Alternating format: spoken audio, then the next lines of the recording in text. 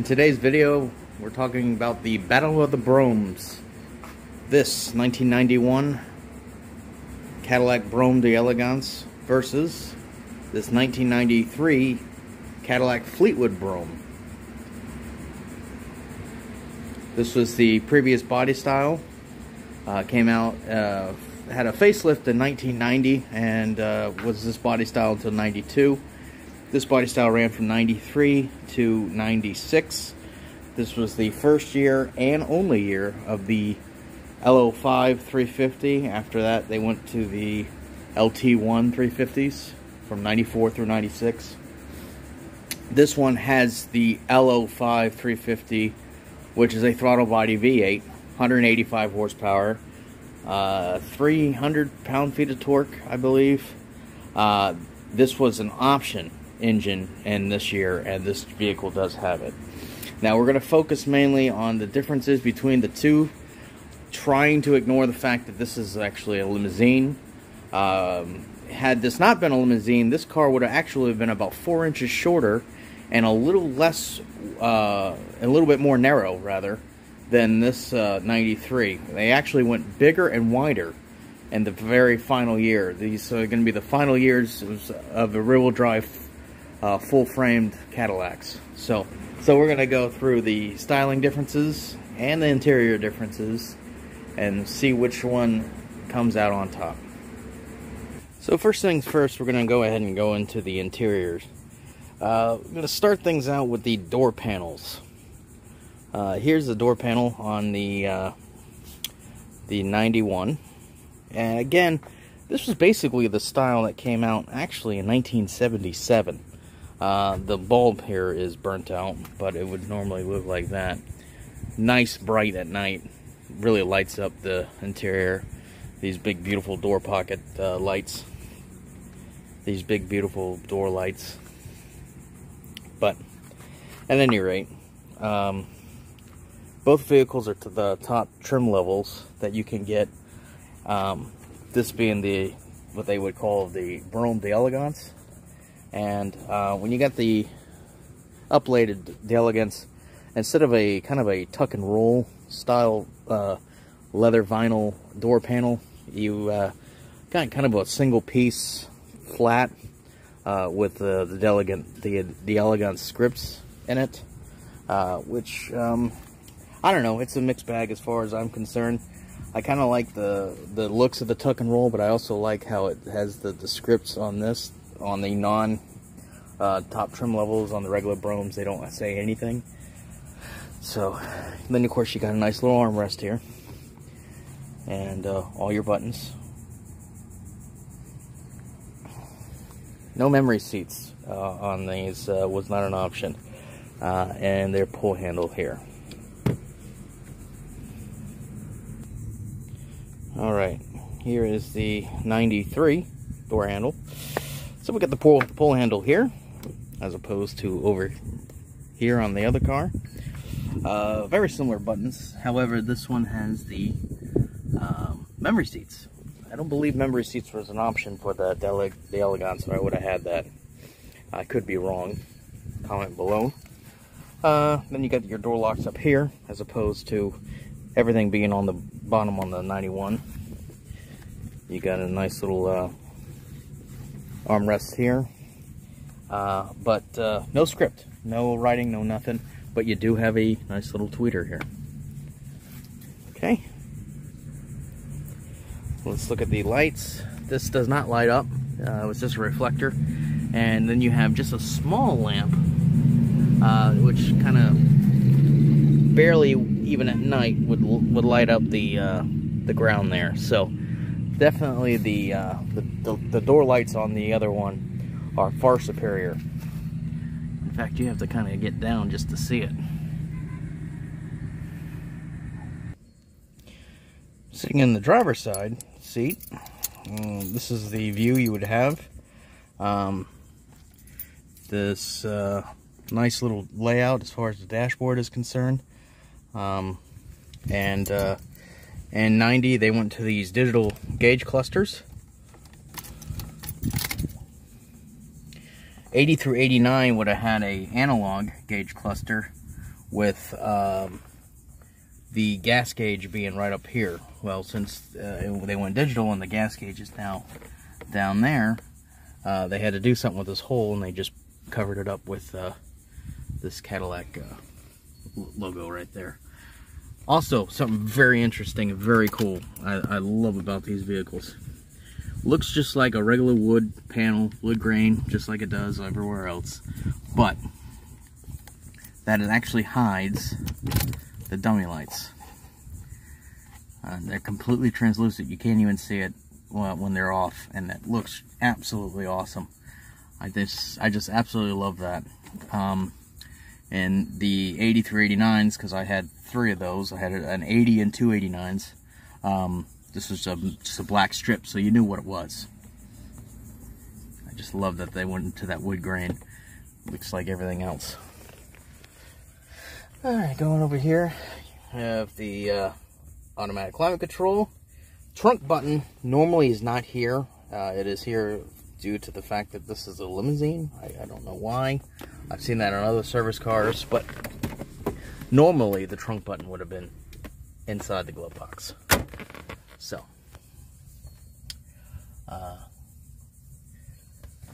very shallow dash, no other crack. The finest plastic trees in the world sacrificed their lives for the interior of this car. You have the Brougham, the elegant script right there on the dashboard, on the glove box, which I like. Just really good stuff. Everything has that nice, expensive feel to it. Like I said, electronic climate control there, tells you outside temperature. Here's another good look of the instrument panel.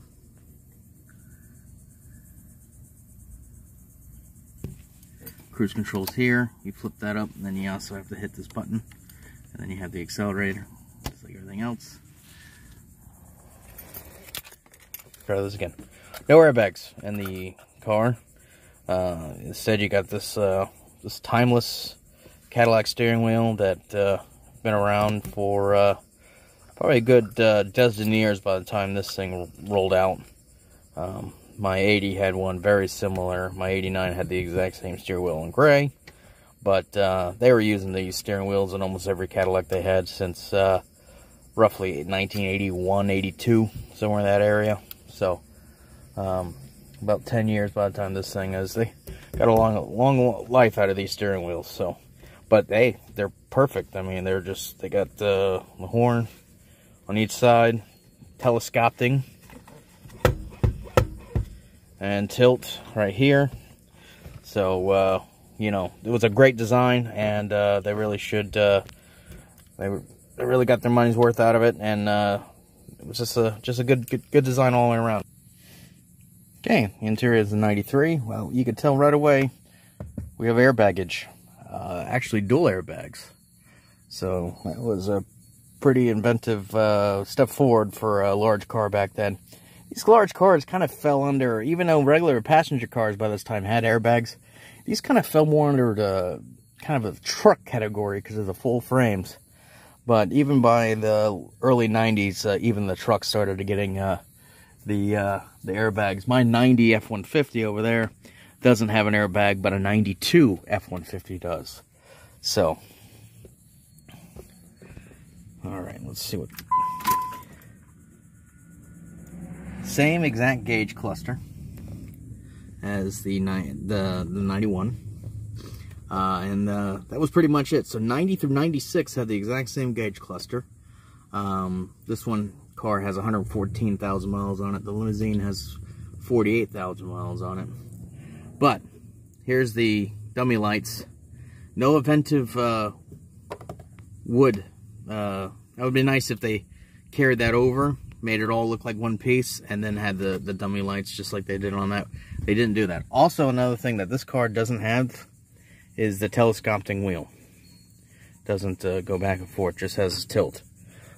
This has more of the traditional cruise control though, where it's on the side of the stock. No switch to flip up. Cadillac had a thing with that switch from the 70s all the way into well, until the early 90s.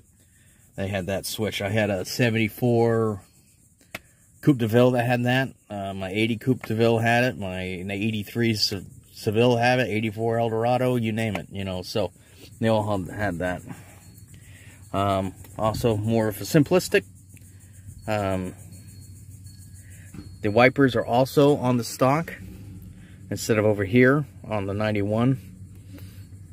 And of course, like I said, this is just the lights in the Twilight Sentinel. This is the when they come on automatically. The car also has a Twilight Sentinel, but it's here up on the switch. There's a radio, and the climate control is up here instead of down here than the 91.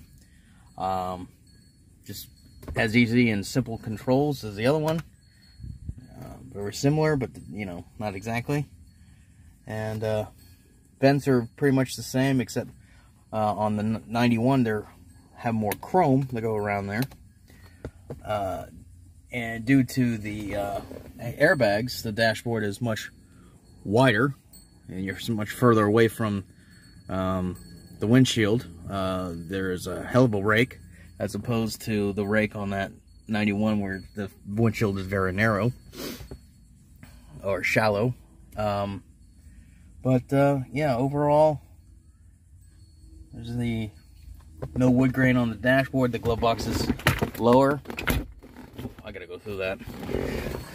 Got the armrest here. It's not really in that great of shape. I have a single cup holder in that armrest over there. This one I have a dual that flips out. But when you get the top of the line D'Elegance trim, you get the pillow top seats. It's a beautiful Cadillac crest, which is even on the regular seats. And then of course you get these extra padding pillow top style seats.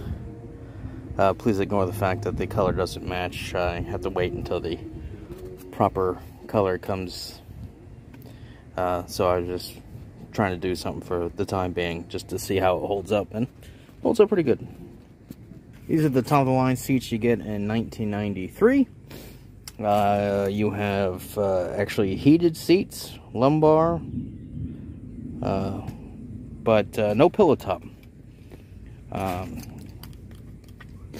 You get a slightly wider armrest that you did in the previous years. And as I mentioned before, this one has the optional memory seats with kind of a cool little feature, an exit button. So when you're exiting the car, you can hit this button, exit. It goes all the way back and all the way down, so you can get out easily. It's kind of cool. Moving to the back of the car, more of the same. Once again, we're going to try to ignore the fact that this is a limousine, so we're not going to be filming that side of the car. But get these very nice, wide pillow top seats with a center armrest. Nice little pocket in there. You can not put a fucking thing in there except maybe a dime.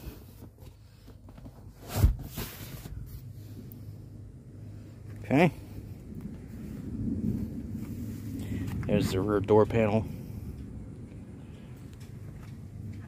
with a cigarette lighter. Well, of course it's missing, but and the ashtray. And the 93, kind of more of the same. Just like the 91, the back seats look just like the front seats, and the 93. That makes no fucking sense what I just said there. Back seats look like the front seats on the 93. They don't have the pillow top. They have that center armrest just like on the 91, but unlike the 91, this one has cup holders, which is really cool, and a tissue dispenser. You can put a tissue box back there, or drugs, whatever. I like that feature. It's really nice. Here's the door panel. And just like on the 91, you have a spot here or your ashtray, and your cigarette lighter. God damn it. I'm gonna put this in my limousine because this car's going for sale. I don't think that's gonna hurt the value.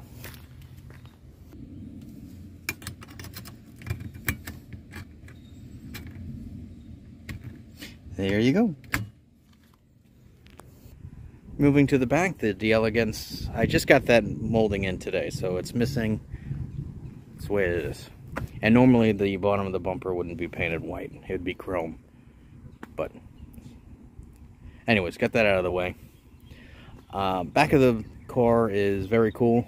These taillights are one of my favorite features on the vehicle too, because although it is kind of a white that goes around here, you would almost think that it would be like a backup light, but the backup lights are actually in the middle.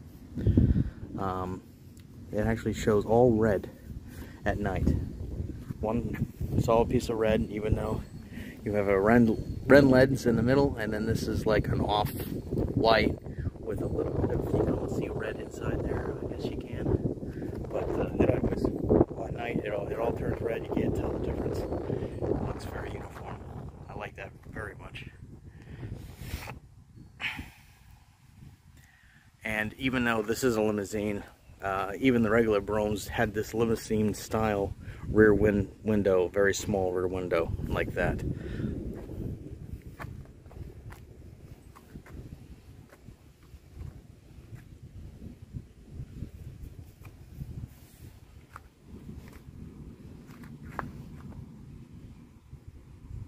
This is the rear of the 93, much larger rear glass on that.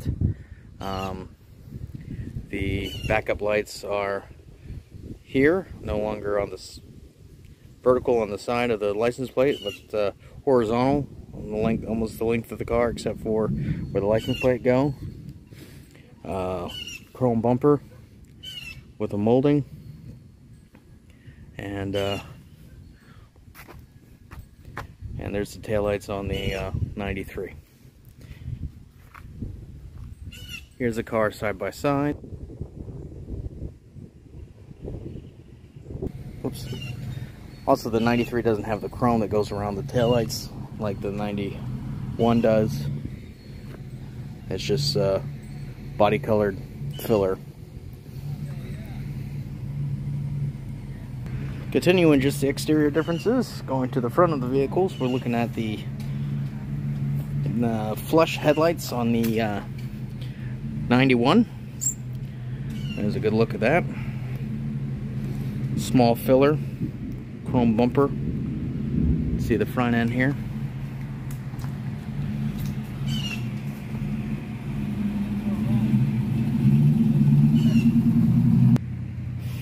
To continue the theme, this is aftermarket that I put this on there, so normally it would just be a regular lens, no decal there. But they continue with the flush glass theme, real glass headlights on the Cadillacs, but they continue with that flush wraparound, but more of a rounded style than you do in the squarish on that Brougham there.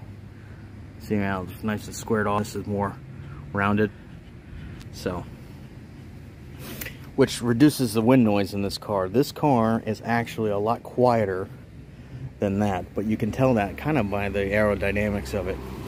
This is a really good way to view the difference between the windshields and the swooping hood, as far as everything's squared over there. So very different cars, and as far as, but you could tell it's a Cadillac still, you know. So there's a good side-by-side comparison. But going back to the 93, you got, now those are not correct, these front bumper moldings. I didn't put those on there. It would have one single that goes around. It's gray, and it would also on these years had gray cladding that goes to the side, where this one obviously has these nice thick silver cladding, which I'm a big fan of. I absolutely love that. So Anyways, these aren't the two greatest examples because they've been modified. I tend not to leave my things alone. I kind of like to go with the kind of a classier style, as aka the wide whites. And then these are wheel covers off of a 74 Fleetwood, and the steel rims are off of a Roadmaster. But as I digress, I'm gonna wrap this video up before this is just detailed and ready to sell, and I got to get it back inside before the rain comes. So anyways, going back to the front end of here, you got that style. And again, let's compare it to the 91. So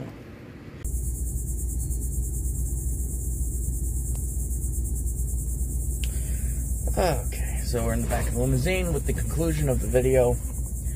This is done now months after I made that video. I was just doing some editing and I didn't have a good solid end to that video. So in my opinion, in closing, that the exterior and interior of this 91 is better. As far as the comfortability of the seats, those pillow top seats are very comfortable. The exterior is more traditional Cadillac and more attractive in my opinion. Bit more chrome, except it's lacking the chrome that's on the bottom of that Fleetwood, which is very striking. The powertrain is the same, so there's no difference there, no advantage. As far as driving, I prefer the 93 due to the fact that I think it has a little more sound deadening, and the wind noise is considerably less in that vehicle because of the aerodynamics. So I rather drive the 93, but I rather look at and sit in the 91. And overall, I suppose I prefer to own the 91 over the 93. That's why I've made this choice. Now, of course, I had this idea about owning a limousine for a long while, and that was definitely the deciding factor. However, I think even if this car wasn't a limousine, a 48,000 mile regular four-door in this condition would have probably tipped the scales into getting rid of that 93 anyhow.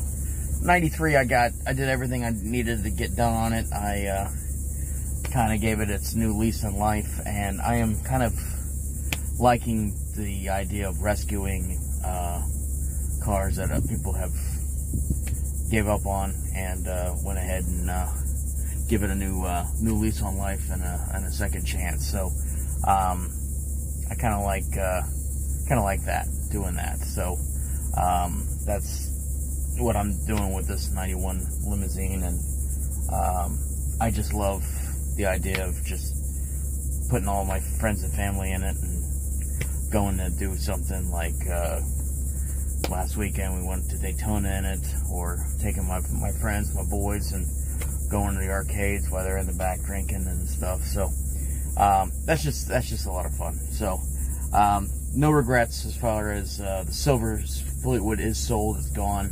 It's been gone now for about 6 to 8 weeks. No regrets there. Did love that car a lot, and damn gonna miss it. But if I ever get another one of those, I do want one with an LT1 in it. So okay, so that's my opinion. The 91 wins as far as exterior and interior. Drivability, though, tips the scales to the 93, but ultimately the 91 is my favorite. So let me know what you think. Comment down below, and thanks again for watching.